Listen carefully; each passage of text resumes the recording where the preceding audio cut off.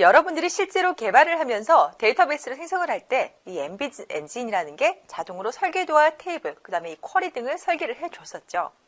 이번엔 직접 자동 생성된 테이블명과 필드명을 확인하는 방법, 그 다음에 수동으로 처리하는 방법은 어떤 것들이 있는지 알아보려고 합니다. 자세히 알아보면 이 데이터 속성이라는 것은 각 아톰에게 처리할 데이터 원천과 그 다음에 대상 혹은 그 방식을 설명을 해주는 겁니다. 그럼 화면을 보면서 데이터 입력 도구군의 데이터 속성에 대해서 알아보도록 하겠습니다. 네, 바로 이어서 데이터 속성에 대해서 한번 알아보도록 하겠습니다. 여러분들이 프로그램을 만들게 되면 사용하게 되는 그런 여러 가지 속성들 중에서 이 데이터 속성, 마우스 오른쪽을 클릭을 하게 되면 나타나는 데이터 속성을 보실 수가 있죠.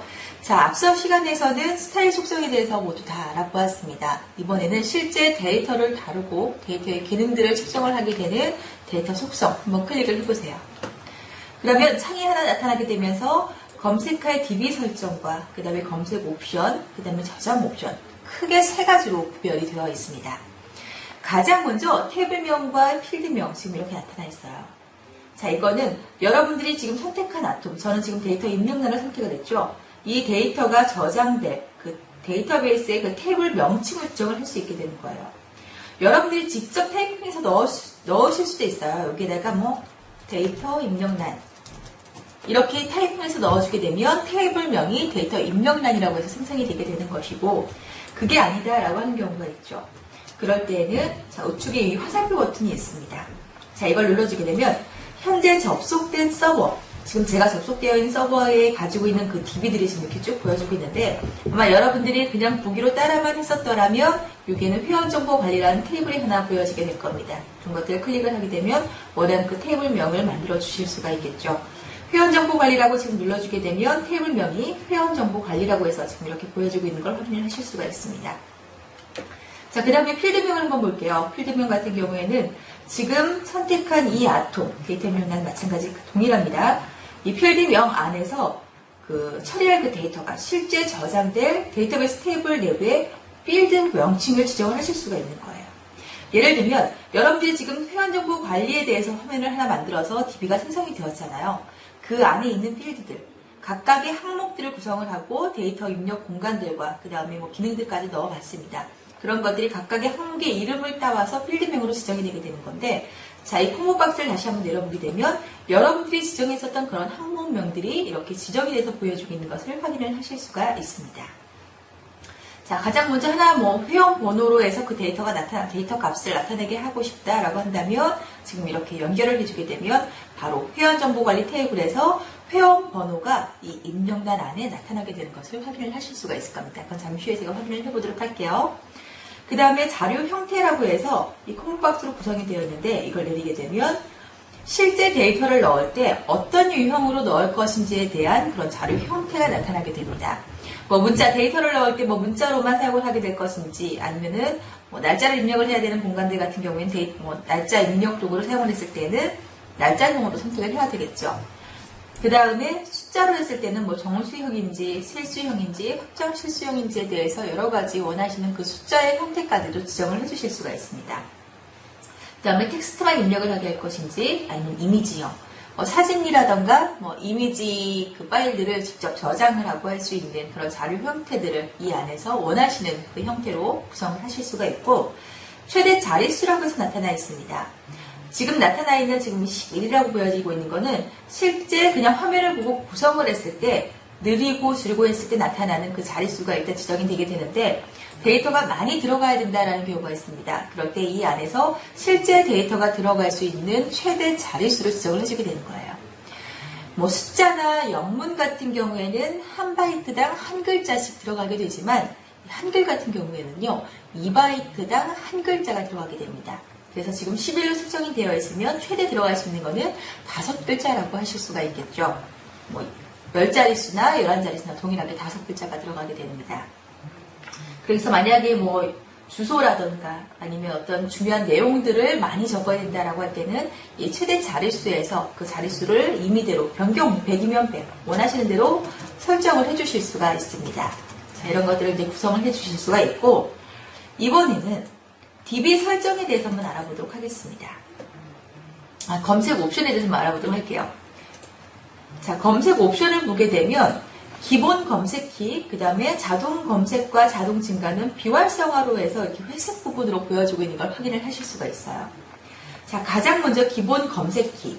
지금 선택한 이 아톰의 값을요, DB 테이블에 저장을 하거나 아니면 이미 저장된 그 데이터, 그것들 검색을 해올 때 기본 키라고 하는 것들이 있어요. 기본 키가 뭐냐면 각 화면을 구성을 하게 되는 화면마다의 단위 번호라고 하실 수가 있어요.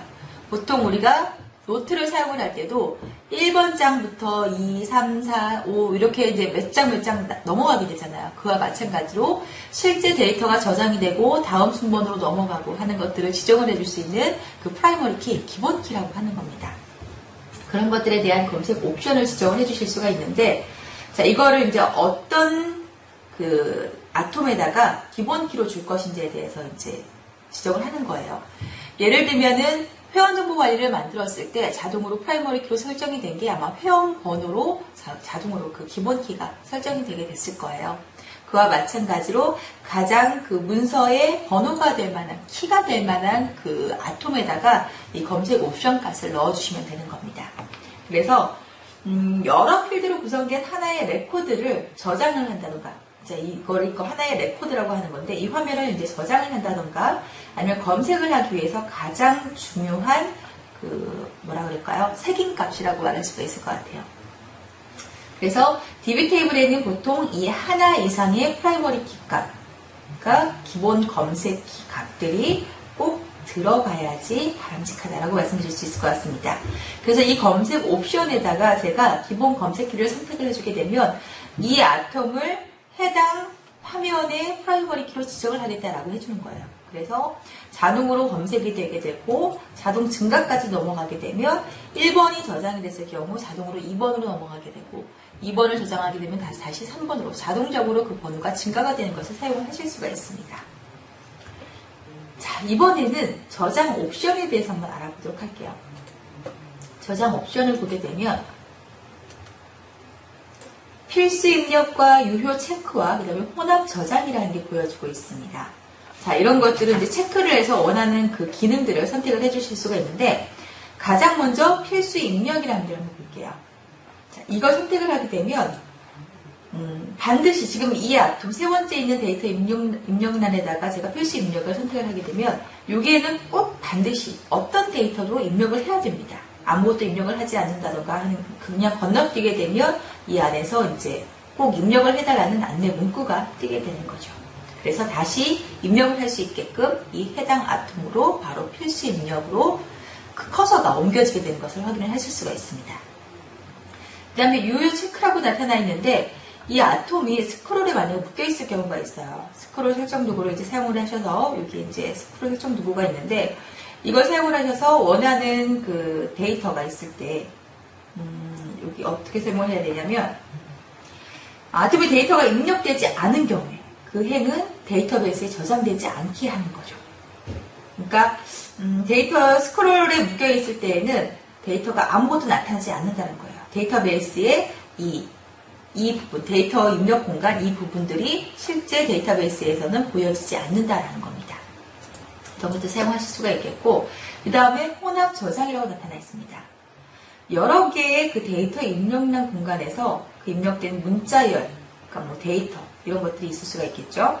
이런 것들을 데이터베이스 테이블에 기록할 때 하나 이상의 필드로 합쳐서 저장을 할 수도 있고요. 그 다음에 프로그램 내부로 다시 불러와서 처리를 할 때에는 다시 그걸 각각 독립 항목으로 인식을 할 수 있도록 지정을 해주는 그런 속성들입니다. 자, 그 다음에 저장 안함 속성이 있죠. 해당 아톰의 값을 화면상에는 표시를 하지만 실제 데이터베이스 테이블 안에 저장하지 않도록 하는 그런 설정을 보실 수가 있습니다. 그래서 제가 몇 가지 설정을 했잖아요. 이게 데이터 속성도 기본 키 값으로 넣어줬고, 그 다음에 회원정보관리라는 그 테이블을 불러왔는데, 여러분들 이렇게 사용을 하지 말고 DB 생성하는 방법 모두 배우셨죠? 그 부분에 대해서 단축키를 일단 한번 눌러보세요. F5와 F10을 눌러주게 되면 데이터베이스가 생성이 되게 되는 그런 구조를 보실 수가 있는데, 일단 적용을 한번 눌러볼게요. 그리고 나서 다시 오른쪽을 마우스 오른쪽 클릭해서 데이터 속성을 보게 되면 실제 자동으로 데이터베이스가 생성이 되게 되면 자동으로 이 검색할 DB 설정 안에 테이블명이라던가 필드명, 그 다음에 자료 형태와 최대 자릿수까지 자동으로 설정이 되는 그런 부분들이기 때문에 여러분들이 굳이 이거를 변경을 한다던가, 물론 수동으로 아까 보신 바와 같이 변경을 해주실 수는 있습니다만 굳이 변경할 일은 거의 없으실 것 같습니다. 자, 그 다음에 최대 자릿수가 지금 0으로 제가 되어 있는데 최대 자릿수는 제가 3으로 해서 측정을 하도록 하겠습니다. 그러니까 변경이 되는 상황에 있어서는 항상 DB에 적용을 시켜야 되기 때문에 자릿수가 변경이 되던가 아니면 뭔가 추가되는 항목들이 있으면 항상 그 F5와 F10을 눌러서 데이터베이스에 항상 적용을 시켜줘야 된다는 거 꼭 잊지 않으셨으면 좋겠습니다. 자, 그렇게 해서 지금 보게 되면 자동으로 지금 여기 프라이머리 값으로 검색 옵션 값, 기본 검색키의 자동 검색, 자동 증가까지 나타나는 걸 확인을 하실 수가 있습니다. 그 다음에 이 DB 설정이라는 항목에다가는 제가 필수 입력이라는 걸 선택을 해볼게요. 그리고 난 다음에 저장 옵션에다가는 어떤 걸 해볼까요? 저장 안 한 값을 한번 그냥 여긴 역시 화면엔 보이진 않겠지만 그래도 설정을 해보도록 하겠습니다. 그리고 나서 다시 좌측 상단에 실행 모드 전환이라는 걸 눌러주게 되면 자동으로 지금 검색 옵션 값이라는 데에 세 자릿수로 제가 표시를 했잖아요. 그렇게 해서 001번에 자동으로 그 자동 증가와 자동 검색과 자동 증가까지 제가 체크한 걸 넣었기 때문에 지금 1번으로 측정된 걸 보실 수가 있습니다. 그 다음에 DB 설정에 제가 필수 옵션 값을 넣었잖아요. 필수로 이제 입력을 꼭 해야 된다. 입력을 하지 않고 바로 다음으로 넘어가게 되면 자, 바로 마찬가지로 이 부분을 꼭 입력을 해달라고 나타나게 됩니다.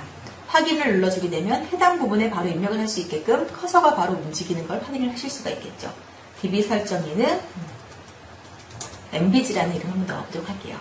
그 다음에 저장 옵션에는 제가 그 저장 안함 속성을 선택을 했잖아요. 물론 여기에서는 메이커라는 이름을 제가 넣었는데 실제로는 데이터가 들어가지만 이게 나중에 데이터베이스 속성에서 보게 될 때에는 이 데이터가 저장이 되지 않는 그런 속성들로 보실 수가 있습니다. 자, 이번 시간에는 이렇게 해서 데이터 속성의 첫 번째 시간을 마치도록 하겠고요. 다음 시간에는 그 검색하는 조회 도구에 맞는 검색 데이터 속성에 대해서 한번 알아보도록 하겠습니다.